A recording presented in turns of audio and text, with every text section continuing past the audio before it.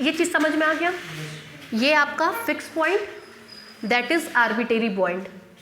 Fix point और arbitrary points के बीच में हमने 1 2 3 n-1 पॉइंट्स को इंट्रोड्यूस किया है। क्या बोले? फिक्स पॉइंट और आर्बिट्रेरी पॉइंट के बीच में हमने कितने पॉइंट्स को इंट्रोड्यूस किया है? n-1 पॉइंट्स को इंट्रोड्यूस किया है। क्लियर? लिखिए, let capital C be a curve,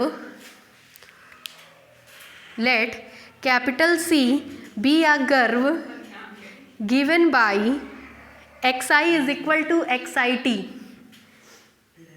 given by xi is equal to xit।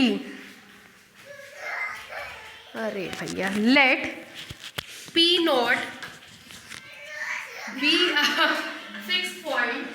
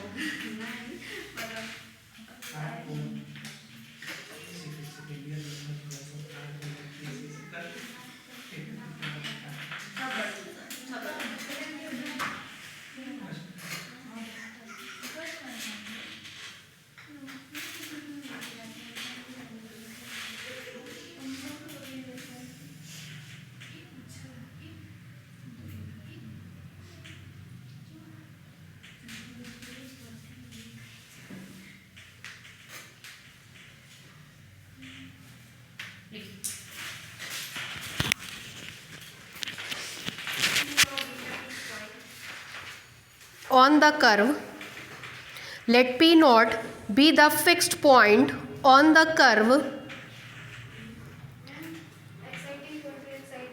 full stop. Let P naught be the fixed point on the curve. Let P naught be the fixed point. P naught का मतलब ये. Let P naught be the fixed point on the curve corresponding to the value t is equal to t naught. Corresponding to the value t is equal to t naught.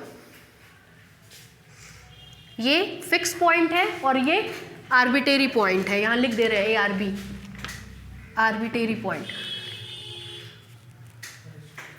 t is equal to t naught, full stop. ठीक है, फिर लिखिए let p be any arbitrary point.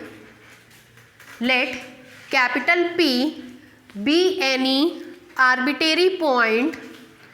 Let capital P be any arbitrary point corresponding to the parameter t,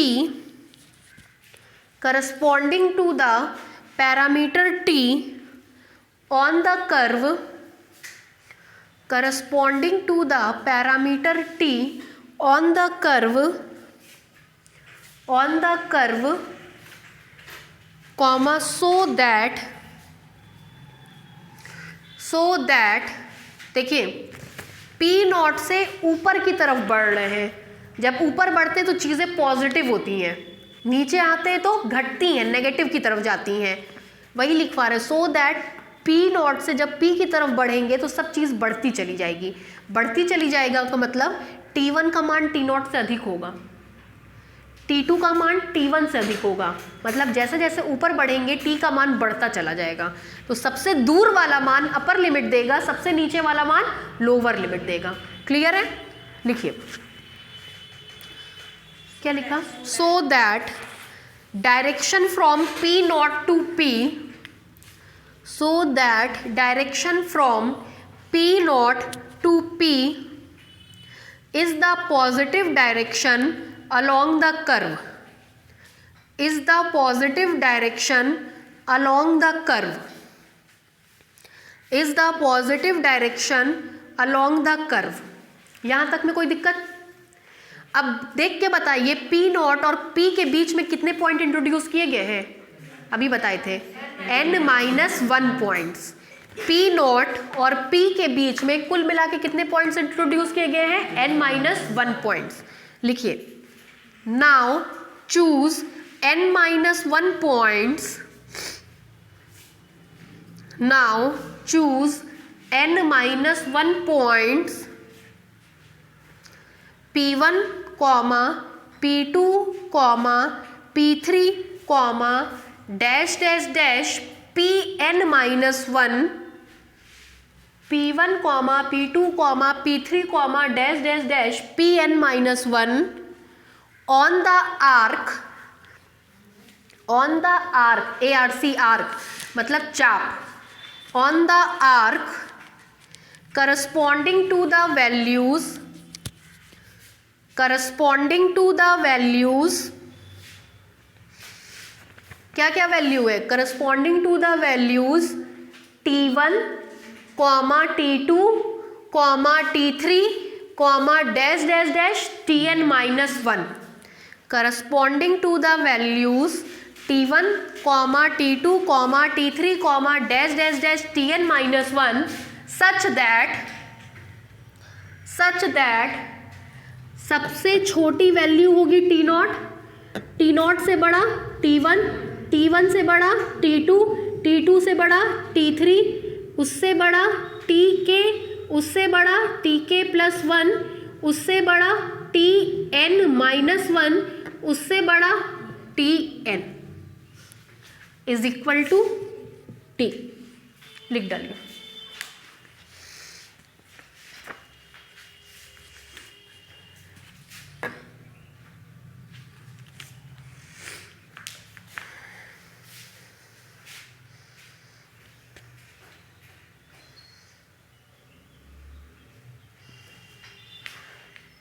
आपने पढ़ा था जब point बहुत नज़दीक होते हैं बीएससी फर्स्ट ईयर में, उस केस में दोनों के बीच की आर्कियल डिस्टेंस उसकी कॉर्ड डिस्टेंस के बराबर होती है.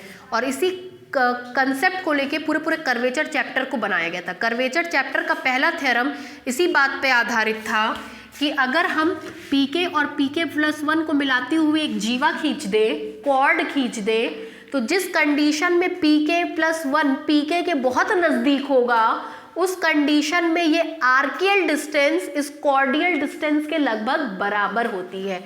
मतलब अगर ये कोई पॉइंट है, ये और ये है, इसके बीच की चापीय दूरी ये है और ये इसके बीच का कॉर्ड की डिस्टेंस है, पॉइंट को घटाएंगे तो देखिए ये लगभग इसके बराबर हो गया, और घटाएंगे तो और बराबर हो गया, और घटाएंगे तो और बराबर हो गया। मतलब जिस कंडीशन में दो पॉइंट बिल्कुल नज़दीक होते हैं, उस कंडीशन में उनकी चापीय डिस्टेंस उसकी आर्कियल डिस्टेंस के बराबर होती है, स्ट्रेट लाइन के।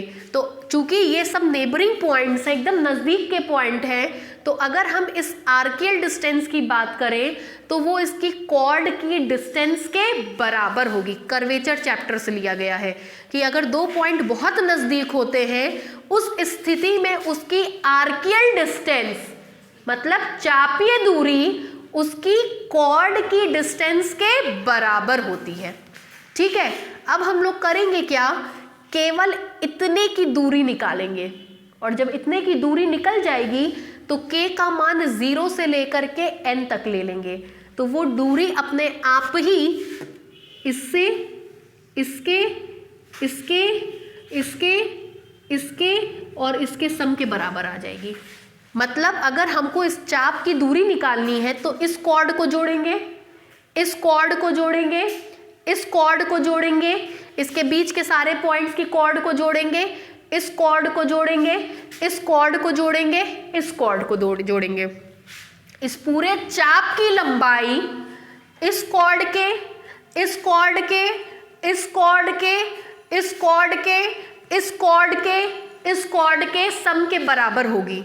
तो अगर हम केवल इस कॉर्ड की लंबाई निकाल लें और उसकी लिमिट यहाँ से लेकर के यहाँ तक ले लें, तो सारी कॉर्ड की लंबाई निकल जाएगी। सारी कॉर्ड की लंबाई निकल गई तो इसका मतलब इस पूरे आर्क की लंबाई निकल जाएगी। उसी को क्या बोलते हैं, आर्कियल डिस्टेंस। क्लियर है? लिखिए, पैराग्राफ चेंज करके लिखिएगा।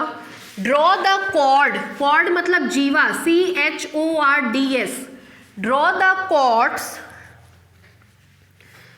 ड्रॉ द कॉर्ड्स, कौन कौन सी कॉर्ड बनाई गई है, draw the chord P0 P1, P1 P2, P2 P3, dash dash dash PK PK+1, dash dash dash PN-1 PN। लिखिए, draw the chords P0 P1, P1 P2, P2 P3, dash dash dash PK PK+1, dash dash dash PN-1 PN। Clear? आगे बढ़े।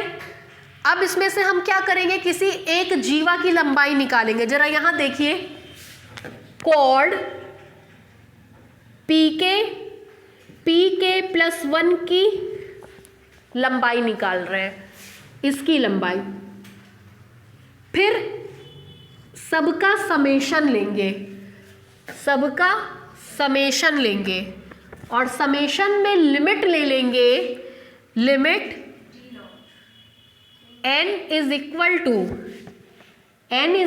To या k is equal to 0 से लेकर के n-1 तक। तब जब यहां लोअर लिमिट रखेंगे तो मिलेगा P0 P1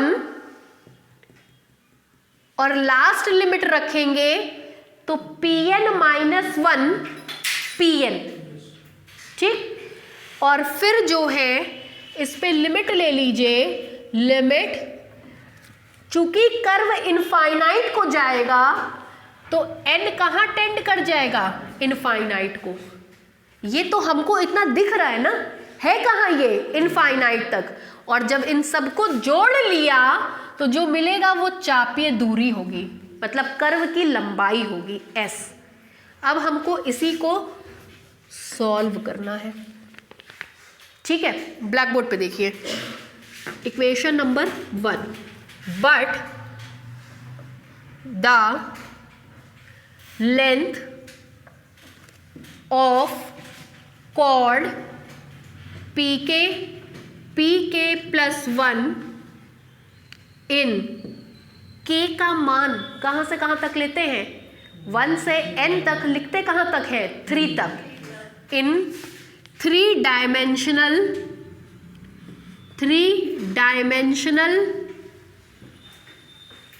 Euclidean space, 3 dimension Euclidean space is defined as, इसका मान निकालने चल रहे हैं और इसका मान निकालने का फॉर्मूला 3 डायमेंशन में यूक्लिडियन ने दिया था। यूक्लिडियन नहीं बताया था 2 पॉइंट के बीच के डिस्टेंस कैसे निकालते हैं, बता रहे हैं। कॉर्ड पीके प्लस 1, बताइए क्या होता है, अंडर रूट में x1 माइनस x2 का स्क्वायर, x1 माइनस x2 का स्क्वायर। x1 का मान यहाँ पे क्या मिलेगा, tk, और यहाँ क्या मिलेगा, tk प्लस 1। एक पॉइंट मिलेगा xi is equal to xi tk, और दूसरा पॉइंट मिलेगा xi is equal to xi tk plus 1। यहाँ पॉइंट का मान किसके सापेक्ष बदलता है, t के सापेक्ष। तो एक पॉइंट आपको मिलेगा xi tk प्लस 1 और दूसरा पॉइंट मिलेगा xi tk। x1 minus y1 का square plus x2 minus y2 का square plus x3 minus y3 का स्क्वायर, प्लस के कारण यहाँ क्या लगा देंगे, समेशन, और समेशन पे i का मान 3 डायमेंशन है तो 1 2 3, और मेरे हिसाब से इसका स्क्वायर करके अंडर रूट में पैक करते थे। Under root x1 minus y1 का square plus x2 minus y2 का square plus x3 minus y3 का स्क्वायर। तो x1 i है, पहले 1 रखेंगे फिर 2 रखेंगे फिर 3 रखेंगे, लेकिन यहाँ पे x1 और y1 नहीं है, यहाँ पे एक पॉइंट का कोऑर्डिनेट है tk के करस्पॉन्डिंग और एक पॉइंट का कोऑर्डिनेट है tk प्लस 1 के करस्पॉन्डिंग। क्लियर। अब इस मान को ले जा करके यहाँ पे पुट कर देंगे। देखिए इसको मान रहे इक्वेशन नंबर 2। फिर देखिए बाय मीन वैल्यू थ्योरम क्या होता है, क्या हो गया, by mean value theorem of differential calculus, कहाँ पढ़ा है, पिछले साल,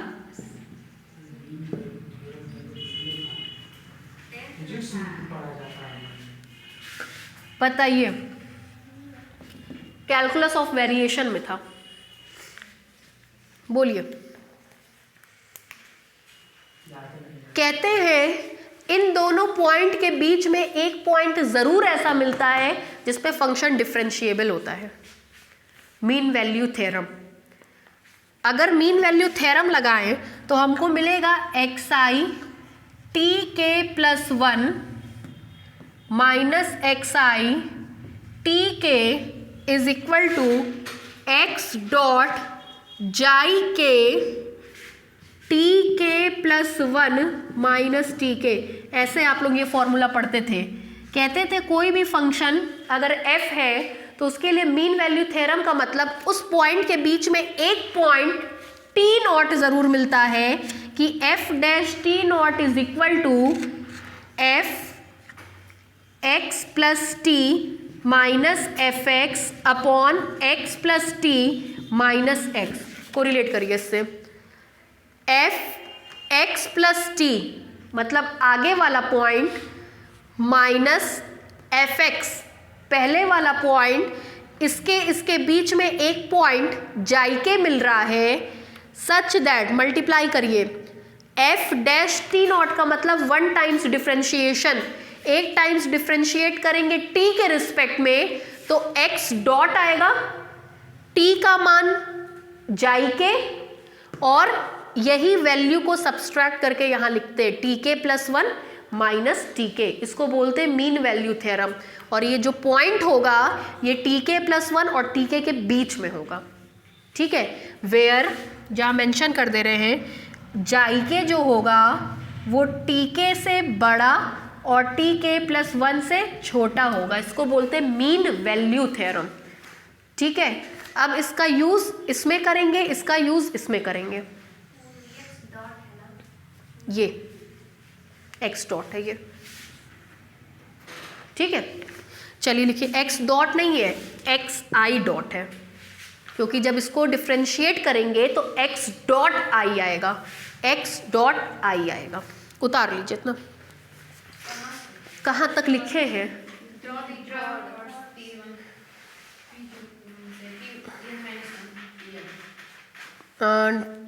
ठीक है, फिर लिखिए, आगे लिखिए। Then the length of the arc s, then the length of the arc S, then the length of the arc S of the curve, small s है, of the curve small s of the curve from point P naught, from point P naught to capital P, from point P naught to capital P is defined as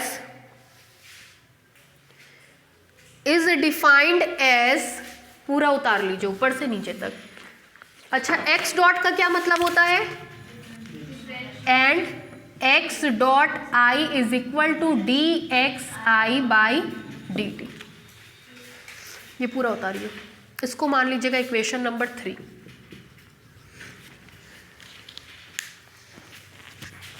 कल 2 बजे से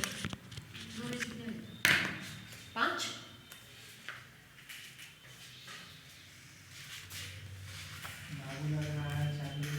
अरे बाहर बड़ा बड़ा mobile दिख रहा है।